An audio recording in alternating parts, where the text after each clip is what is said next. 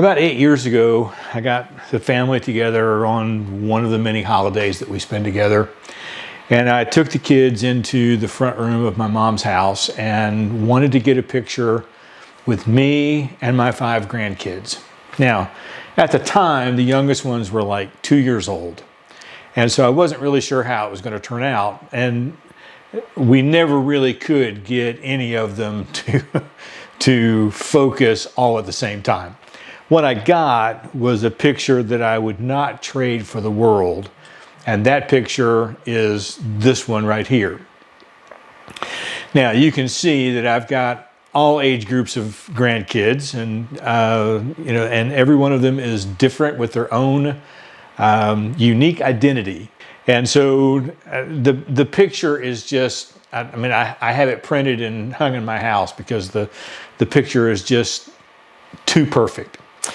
So fast forward 8 years later, and I told my kids that I would really love to recreate this picture. And so we got them into the living room and we showed them the picture and we showed them how they were posed and what we needed them to do. And long story short, this is what we came up with. And you can see that they did a pretty good job. We all had a blast, and they had, a few pictures that turned out pretty good. This one was the best. And my kids love it. I love it. It's great. Now, I want you to think for a minute that this is a project in a classroom. There is the first picture, which is I do. And then through the process, we go through a we do until we get to the final picture, which is you do. And typically what happens is, and I'm not saying this happens in every class, but typically what happens is I show a good example of work. I show them what a good, well-crafted paragraph looks like, or, I will show them how to work this math problem, or I will show them how to balance this chemistry equation, or whatever the case may be. And then we will work on things together for a little bit, in which case kids will ask questions and I will be able to give them some type of answers about, no, you're doing this wrong, you should do this, and then whatever. We have a little bit of time of feedback, and then we say, now it's your turn. Here is the work I want you to do.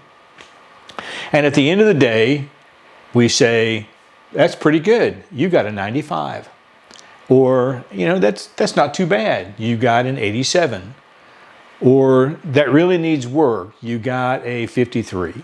And those numbers are so often devoid of any meaning whatsoever.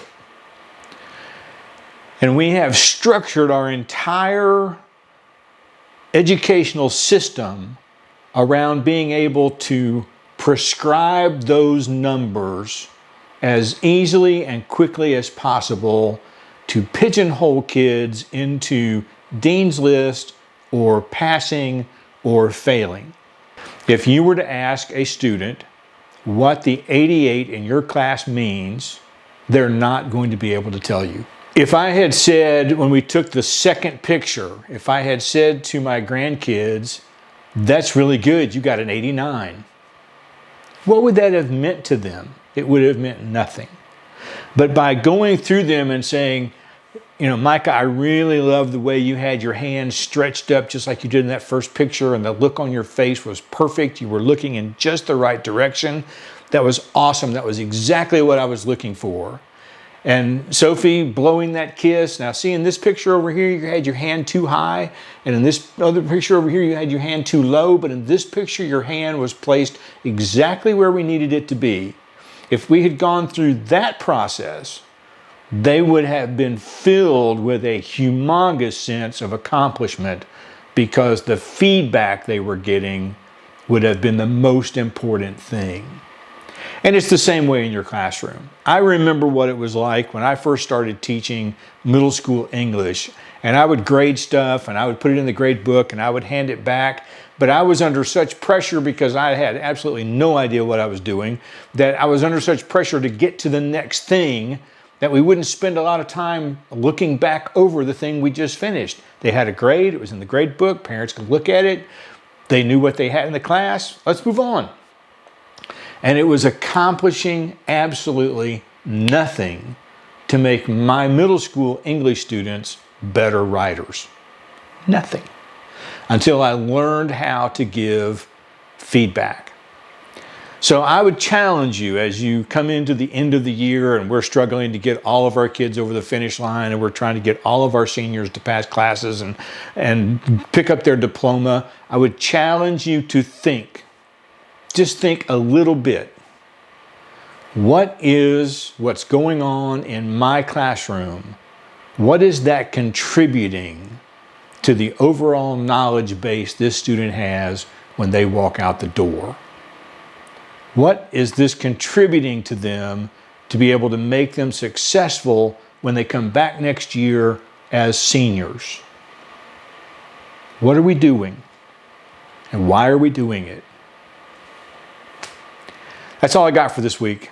It's been on my mind. It's been heavy on my mind. And I hope that you will give it some thought. We'll see you next week.